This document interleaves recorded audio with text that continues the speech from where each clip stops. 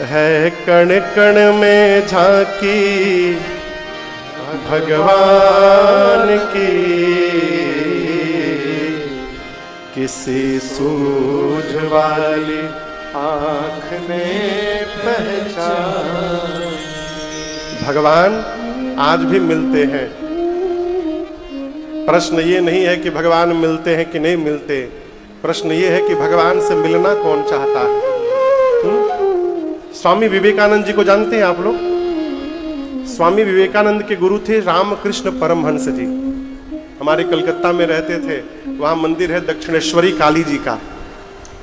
जब स्वामी जी भैया मंदिर में, दक्षिणेश्वरी काली मंदिर में पुजारी थे, भोग की थाली लेके जाते थे ना भोग लगाने के लिए, तो काली मां के मूर्ति में से साक्षात मां काली प्रकट होकर बैठ जाती थी डेली, नित्य। और रामकृष्ण जी अपने हाथ से निवाला तोड़ तोड़ के और मां काली के मुख में उनको भोजन कराते थे। एक दिन विवेकानंद जी बोले, स्वामी जी आपको तो मां दिखाई देती है, मैं जाता हूं तो मुझे मूर्ति दिखाई देती है, हमको मां कब दिखाई देंगी? स्वामी जी बोले, बताऊंगा किसी दिन बता दूंगा, तुमको भी दिखाई देंगी। इस प्रश्न पूछे जाने के 4-5 दिन बाद एक दिन रामकृष्ण जी विवेकानंद जी को बोले, चलो नरेंद्र गंगा नहाते हैं, मंदिर के सामने गंगा जी बहती हैं, चलो गंगा नहाते हैं। गुरु शिष्य दोनों गए। कमर भर पानी में जाकर स्वामी जी ने विवेकानंद जी को बोला कि डुबकी लगाओ। वो जैसे पानी में विवेकानंद जी डुबकी लगाए, रामकृष्ण जी ने उनके गर्दन पर हाथ पकड़ा और उनको पानी में डुबो दिया, दबा दिया पानी में। अब वो लगे तड़पने बाहर निकलने के लिए। ये स्थिति आ गई कि अब प्राण निकल जाएगा। उस समय स्वामी जी ने बाहर निकाल दिया। बाहर निकलने के बाद, व्यवस्थित होने के बाद बहुत सुनाया स्वामी जी को, जान ले लेंगे आप मेरा, ये कैसा विनोद किया मेरे साथ।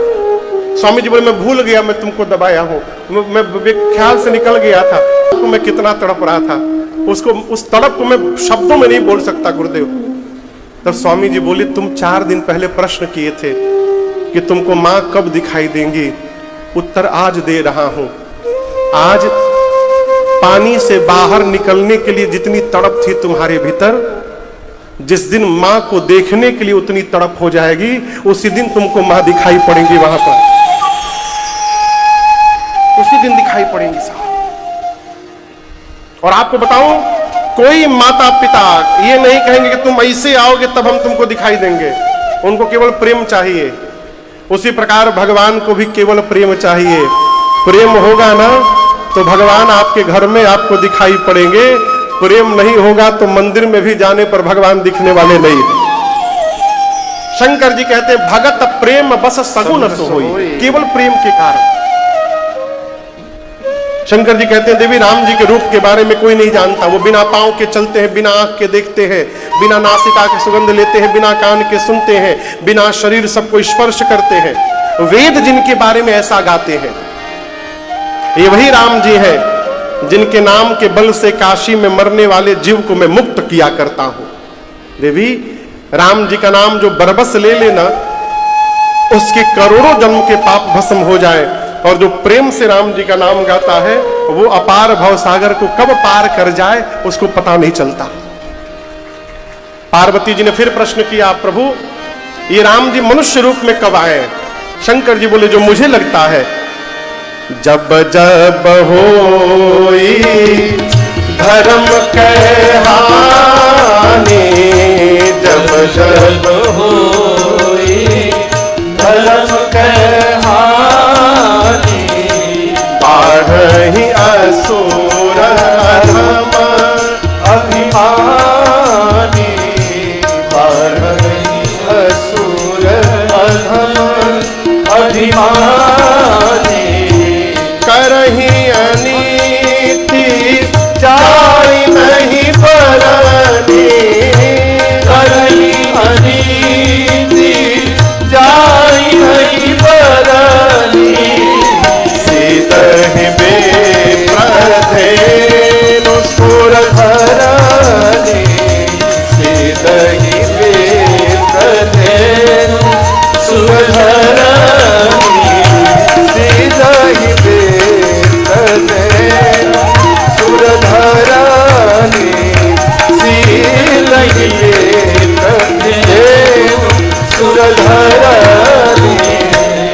शंकर जी बोले देवी, जब जब धरती पर अधर्म बढ़ जाता है, धर्म की हानि होती है। किसकी हानि होती है? जोर से बोलिए।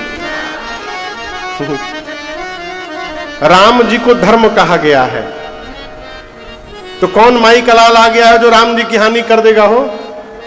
अब सोचिएगा, यहां लिखा है धर्म की हानि होती है, लेकिन होती नहीं है, दिखाई देता है।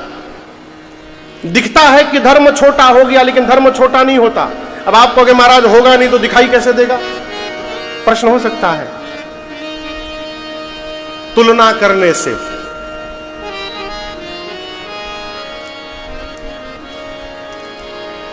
ये दिख रहा है आपको? अरे बोलिए, क्या है? माला। ये माला बड़ी है कि छोटी है? क्या है? इससे छोटी माला नहीं होती। बोलिए, बड़ी है, इससे बड़ी माला नहीं होती। तो कैसे बता दिया आप बड़ी है कि छोटी है? राजदीप भी आप बताइए, बड़ी है कि छोटी है? कुछ नहीं बोल सकते कि ये माला बड़ी है कि छोटी है। लेकिन अब बताइए, ये माला बड़ी है कि छोटी है? बोलिए, छोटी है। लेकिन क्या इसको हम काट के छोटा कर दिए? ये जितनी थी उतनी ही है। इसके सामने जब बड़ी माला आ गई तो लगा कि ये माला छोटी हो गई, लेकिन ये छोटी नहीं है, ये जितनी थी उतनी ही है। उसी प्रकार धर्म जितना था उतना ही है। धर्म के सामने जब अधर्म बड़ा हो गया तो लगा कि धर्म छोटा हो गया है, लेकिन धर्म कभी छोटा नहीं होता। ये अधर्म कैसे बढ़ा? जब धरती पर अभिमानी अधम असुर बढ़ गए। बढ़कर इन असुरों ने माताओं, देवताओं को, पृथ्वी को, संतों को, भक्तों को, इतना गौ माताओं पर इतना अत्याचार किया जिसका वर्णन नहीं हो सकता। शंकर भगवान पार्वती जी से कहते हैं, देवी तब तब प्रभु धरे विविधा शरीरा हरहि कृपा निधि सजन पीरा। तब तब भगवान विविध रूप धारण करके आते हैं और सज्जनों की पीड़ा का हरण करते हैं।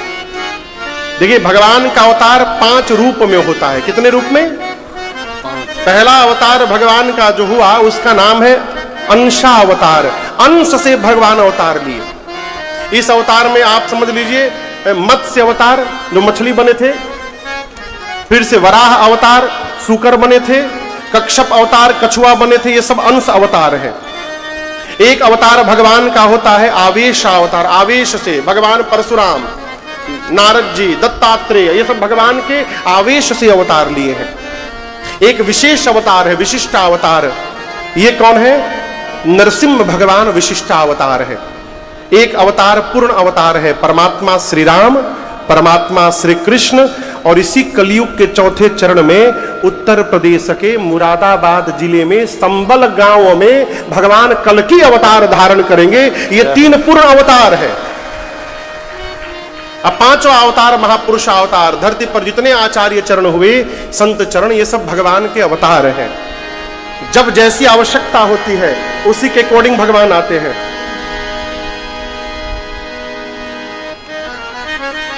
अभी कुछ बजा दिए गाने के लिए, हम गाने वाले थे नहीं। भोजपुरी बुझा जाइए। जैसी आवश्यकता पड़ी भगवान उसके अकॉर्डिंग आए। कभी अंशा अवतार में आए, कभी आवेशा अवतार में आए, कभी पूर्ण अवतार में आए, कहीं विशिष्ट अवतार में आए, कहीं महापुरुष अवतार में आए। शंकर जी बोले, देवी राम जी के जन्म के कई कारण हैं। मैं आपको 5 कारण सुना रहा हूं। कितने? कथा सुनते सुनते एकदम थक गए हैं ना, गला सूख गया है सुनते सुनते कथा, तो बीच में बोला करिए। कितने कारण? 5। पहले कारण में शंकर जी कहते हैं, देवी कि भगवान श्री हरि के द्वार पर 2 द्वारपाल थे, जय और विजय। एक बार सनकादिक मुनि उनसे मिलने के लिए गए। चारों भाई भगवान से मिलने गए। जय विजय ने उनको द्वार पर रोक दिया, कहा आप लोग भीतर नहीं जा सकते। मुनियों ने कहा कि भगवान के दर्शन में विघ्न करते हो, जाओ तुम दोनों श्राप देते हैं, असुर हो जाओ। भगवान बाहर दौड़ करके आए, क्षमा मांगे। मुनियों ने कहा हमने 3 बार जाने के लिए अनुमति मांगी, इन दोनों ने 3 बार मना किया। असुर तो बनेंगे ही बनेंगे, लेकिन 1 बार नहीं 3 बार बनेंगे। और जब जब ये दोनों असुर बनेंगे तब तब आपको भी शरीर धारण करके इन दोनों को उस शरीर से मुक्त करना पड़ेगा। वही जय विजय सतयुग में हिरण्याक्ष और हिरण्यकश्यप बने। तो हिरण्याक्ष को मुक्त करने के लिए भगवान वराह अवतार लिए और हिरण्यकश्यप के लिए नरसिंह अवतार लिए। त्रेता में दूसरा जन्म रावण कुंभकर्ण के रूप में हुआ, जिनके लिए राम जी अवतार लिए। और द्वापर में वही जय विजय शिशुपाल और दंत वक्र बने, जिनके लिए भगवान श्री कृष्ण ने अवतार लिया। ये राम जी के जन्म का पहला कारण। दूसरे कारण में जो आप तुलसी मैया देख रहे हैं नीचे, तुलसी मैया ने भगवान को शाप दे दिया। आप सोचेंगे महाराज तुलसी जी ने शाप दे दिया? ये तुलसी जी पिछले जन्म में वृंदा थी। क्या नाम था? वृंदा थी। और इनका विवाह असुरों के राजा जलंधर से हुआ। परंतु वृंदा मैया इतनी पतिव्रता थी कि उनके सतीत्व के कवच के कारण कोई भी देवता जलंधर को मार नहीं पाया। देवता भगवान श्री हरि के पास गए। भगवान ने कहा आप लोग जाइए, मैं कुछ करता हूं। जलंधर जब देवताओं से युद्ध करने चला ना, तब वृंदा मैया ने कहा कि प्रभु आपकी कुशलता के लिए मैं पूजन में बैठने जा रही हूं, और जब तक मैं वहां बैठी रहूंगी कोई आपका बाल बांका नहीं कर पाएगा। वृंदा मैया पूजन में बैठ गई, जलंधर युद्ध करने गया, और इधर भगवान श्री हरि ही जलंधर का रूप धारण करके वृंदा जी के आगे आके खड़े हो गए। वृंदा मैया ने देखा कि मेरा पति आ गया, पूजा छोड़ के उठ गई। और जैसे पूजा से उठी जलंधर मार दिया गया उसका। जलंधर का कटा हुआ सिर जब वृंदा जी के सन्मुख आकर गिरा, मां तो कांप गई, बोली भगवान से कौन हो तुम? भगवान अपने रूप में प्रकट हो गए। वृंदा मैया ने कहा आपने तो भगवान होकर मेरे साथ छल कर दिया है, इतना बड़ा धोखा दिया आपने। श्राप देती हूं, जिस प्रकार छल करके मेरे पति को मुझसे दूर किया है आपने, एक दिन इसी प्रकार मेरा पति छल करके आपकी पत्नी को आपसे दूर करेगा। ये मेरा शाप है आपको। ये राम जी के जन्म का दूसरा कारण। वही जलंधर रावण हुआ, सीता मैया को लेकर के गया। तीसरे कारण में शंकर जी कहते हैं देवी नारद श्राप दीन एक बार। शंकर जी बोले देवी एक बार नारद जी ने भगवान को श्राप दे दिया। किसने दे दिया? एक जन्म में, एक कल्प में, इसलिए राम जी का अवतार हुआ। चौथा कारण सुनाता हूं। मां बोली रुकिए रुकिए रुकिए रुकिए रुकिए, आप दर्शन करिए। जय विजय की कहानी और जलंधर वाली कहानी शंकर जी थोड़ा विस्तार करके सुनाए। नारद जी की कहानी एक लाइन में निपटा दिए। क्यों जानते हैं? शंकर जी सोचे नारद जी पार्वती जी के गुरु जी हैं, कहीं इनको बुरा लग गया कि हमारे गुरुवे जी भगवान को श्राप दे दिए, इसलिए इस कहानी को छोटा कर दिए शंकर जी। मां बोली रुकिए रुकिए, ये बताइए ऐसा कौन अपराध भगवान कर दिए कि मेरे गुरुदेव को श्राप देना पड़ गया? ये नहीं बोल रही कि मेरे गुरुजी ने गलत कर दिया, कह रही है कि भगवान ने ऐसा कोई काम किए होंगे कि मेरे गुरुजी को श्राप देना पड़ गया। ये है गुरु निष्ठा। किसी भी कंडीशन में दोष दर्शन न हो, इसको निष्ठा कहते हैं।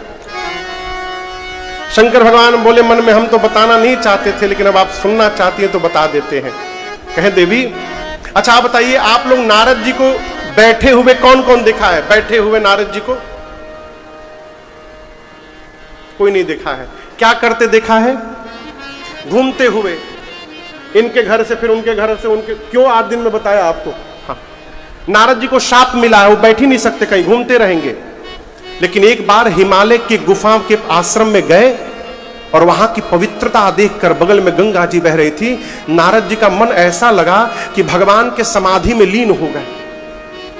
भगवान राम को याद करते श्राप की गति बाधित हो गई। असहज विमल मन लाग समाधि, सुमिरत हरि ही श्राप गति बाधी।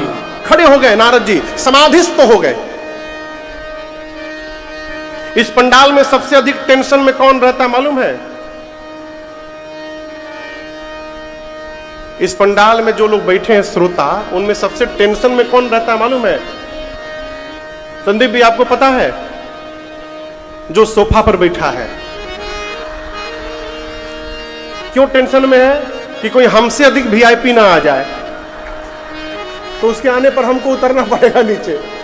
और जो नीचे बैठा एकदम आनंद में है, कोई आवे चाहे जाए, कोई उसको फर्क पड़ने वाला।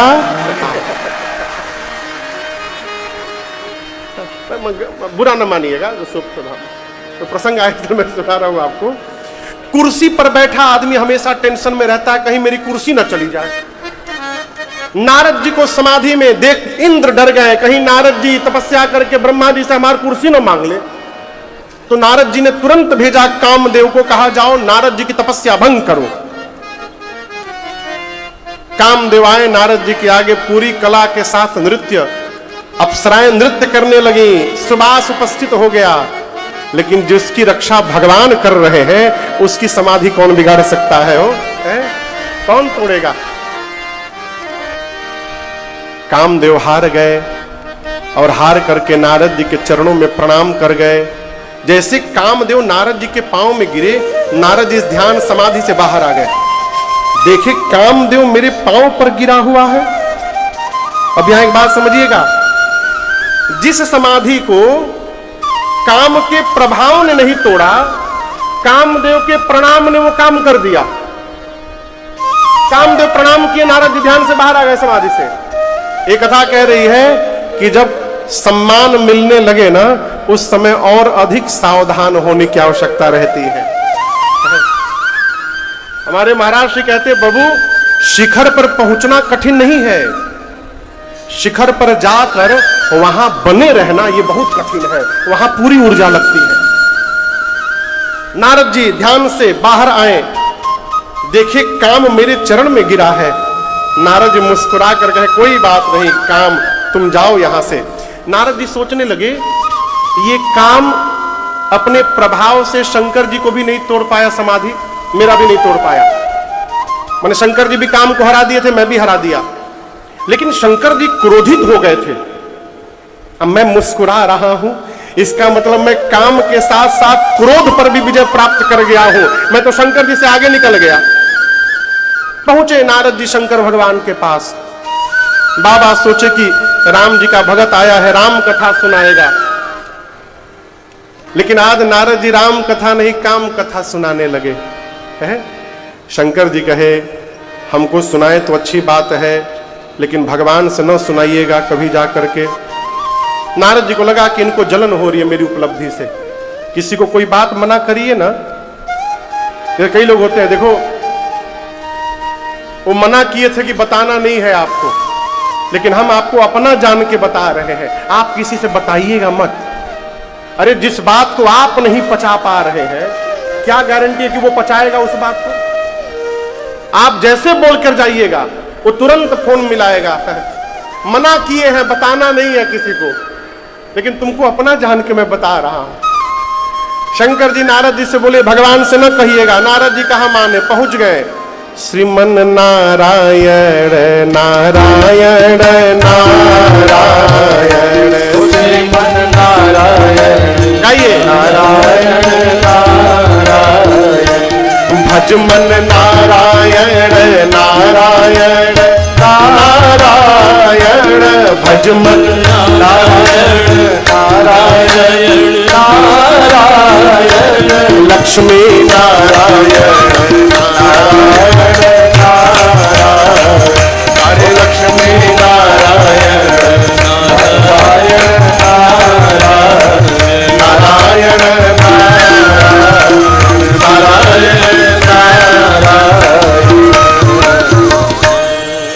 नारायण नारायण करते क्षीर सिंधु पहुंच गए। कौन? नारद जी। अच्छा, आप अपने गुरु जी से मिलने गए, तो क्या गुरु जी को घर से बाहर आकर रोड पर आपका वेलकम करना चाहिए कि आपको भीतर जाकर गुरु जी को प्रणाम करना चाहिए? आपको जाके प्रणाम करना चाहिए ना। लेकिन नारद जी अब आज जब आए हैं तो भगवान क्षीर सिंधु पर शेष सैया में सोए थे, वहां से उठकर आकर बाहर नारद जी को मिले भगवान। क्यों मिले आप पढ़िएगा। नारद जी ने आज भगवान को प्रणाम नहीं किया। भगवान पहले जान गए थे आज नारद जी प्रणाम नहीं करेंगे। सोचे यदि लक्ष्मी जी के आगे आकर प्रणाम नहीं करेंगे फिर ये तो श्राप दे देंगी उनको। नारद जी को बचाना है, इसलिए भगवान उठ के बाहर जाके मिल लिए। पता नहीं चले किसी को प्रणाम किए कि नहीं किए। भीतर लाकर बिठाए। नारद जी सोच रहे थे कैसे बताऊं। तब तक भगवान ने ही पूछ दिया। और नारद जी बहुत दिनों बाद कृपा की आपने। नारद जी बोले क्या बताएं प्रभु, हम तो बहुत पहले चाह रहे थे आना, हम आ जाते लेकिन हम ध्यान में लग गए थे प्रभु। इतने लंबे ध्यान में बैठे रहे आप सोच नहीं सकते हैं। और ऐसा हुआ कि कामदेव आए थे हमारा ध्यान तोड़ने, लेकिन पांव पे गिर गए, तोड़ नहीं पाए मेरा ध्यान। पूरा बखान किए। भगवान सुनते रहे। मन में सोचे कि नारद जी को अभिमान हो गया है। हमसे कौन पूछ रहा था आज की अभिमान से कैसे बचा जाए। प्रदीप जी आप पूछ रहे थे ना। हाँ, अभिमान से। ये देखिए अभिमान कैसे हो रहा है। नारद जी को लगा कि मैं काम को हरा दिया हूं, अभिमान हो गया।